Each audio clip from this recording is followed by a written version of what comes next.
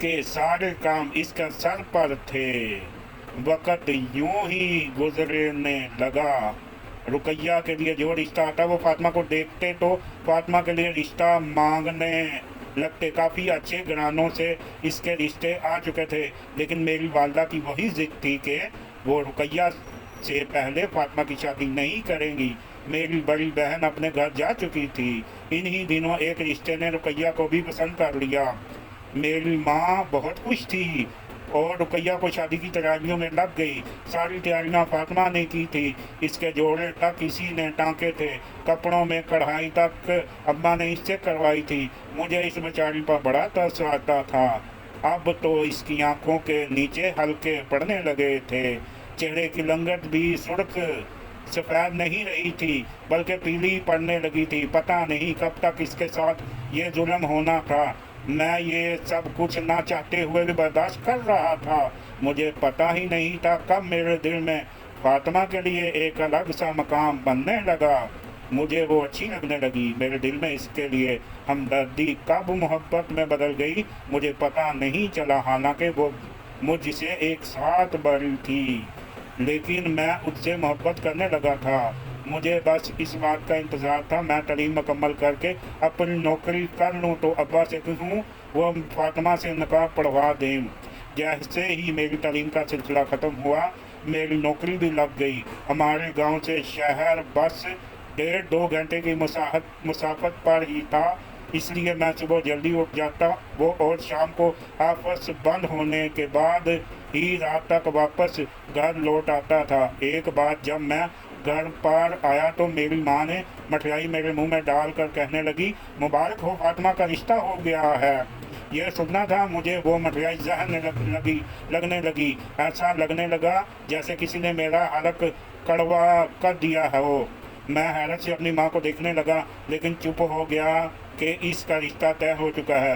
हैरत मुझे इस वक्त हुई जब मुझे ये पता चला मेरी माँ ने जहाँ इसका रिश्ता तय किया है वो 60 साल का बुढ़ा था। इसकी बीवी मर चुकी थी, बच्चे जवान शादीशुदा थे और इसे संभालने वाला कोई नहीं था। इसलिए मेरी माँ ने फातिमा का रिश्ता इसके साथ तय कर दिया है। इस रात वो स्टोर रूम में रो रही थी। मैं भी बहुत परेशान था। जब मैं स्टोर में गया मुझे देखकर वो भी और भी ज़्यादा रोने लगी। फैज़ान, मैं यहाँ शादी नहीं करना चाहती हूँ। मैंने कहा, तुम रो मत, मैं तुम्हारे लिए कुछ न कुछ ज़रूर करूँगा। मैं सुबह अम्मा से बात करूँगा। वो कहने लगी, किसी तरह से भी मेरी ये शादी रुकवा दो, मुझे यहाँ शादी नहीं करनी। सुबह जब ये बात मैंने अपनी वालदा से कही तो वो मुझे डांटने लगी, कहने लगी, तुमको घरेलू मामलात से दूर रहो। मैंने कहा, ऐसी कौन सी बुराई और खामी है फातिमा में, आपने इसका रिश्ता एक बुढ़े से कर दिया। वो कहने लगी, यतीम लड़कियों के ऐसे ही रिश्ते होते हैं। अरे शुक्र करो इस बुढ़े ने कोई एतराज़ नहीं किया। क्या ज़्यादा सवाल जवाब नहीं पूछे और फिर इस बुढ़े को जहेज नहीं चाहिए।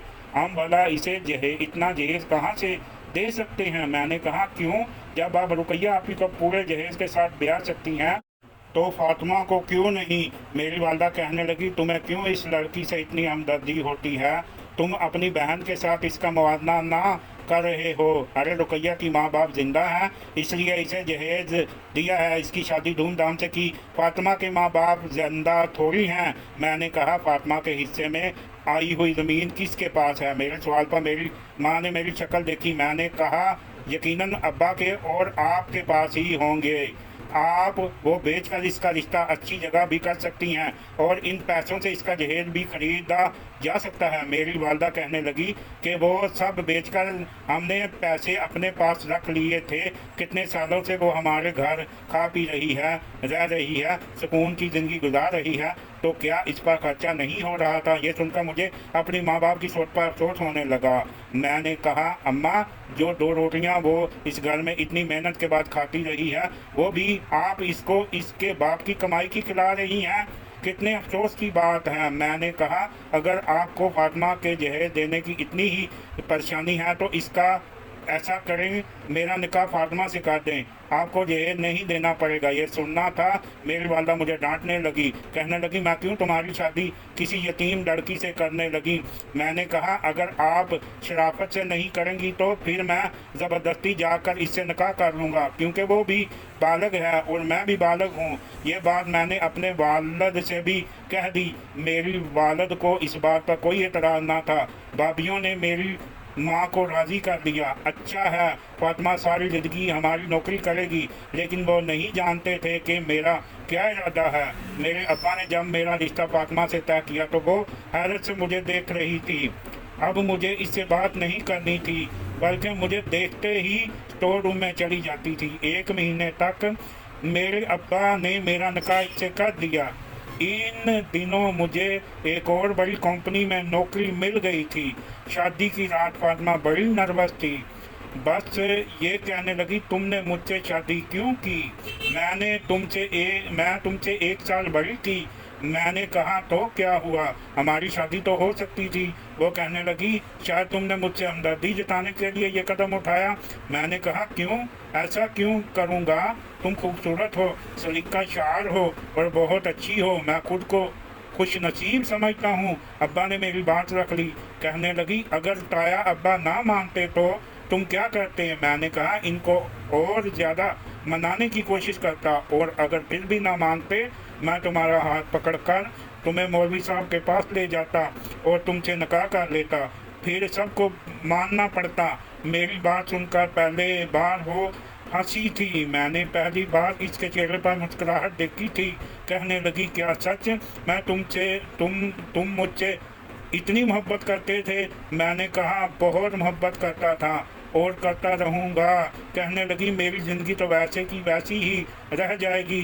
जानते हो भाभियाँ क्या कह रही थी, अब तो फातिमा हमारे घर में ही रहेगी, सारी ज़िंदगी हमारी खिदमतें करेगी और फैज़ान शहर में नौकरी करेगा। मैंने कहा जो कहता है इन्हें कहने दो, मैं जो सोच चुका हूँ वो मैं करूँगा। शादी के 1 महीने तक मैंने कुछ नहीं कहा। शादी के बाद फातिमा के बस 2 दिन ही नखरे उठाए गए थे। 1 महीने बाद मैंने अपने अब्बा से कहा शहर में जहाँ मेरी नौकरी लगी है वहाँ से रोज़ रोज़ गांव में आना मेरे लिए मुश्किल है।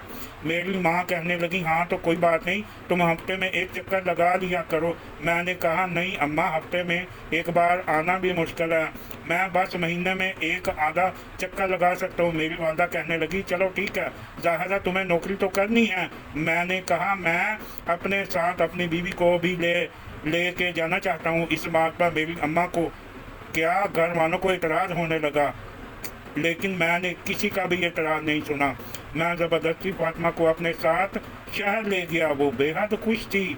हमारा छोटा सा घर था जिसको फातिमा ने बड़े सलीके से इस घर को सजाया था। मुझे कहती थी कि फैज़ान तुमने मेरी ज़िंदगी को जन्नत बना दिया, लेकिन सच तो ये था जन्नत तो इसने मेरी ज़िंदगी को बना दिया था। मेरा बहुत ख्याल रखती थी, मुझसे मोहब्बत की बातें करती थी। मेरे ख्याल से मर्द को अपनी बीवी के लिए ऐसा कदम तो उठा लेना चाहिए, इसमें कोई हर्ज की बात नहीं होती।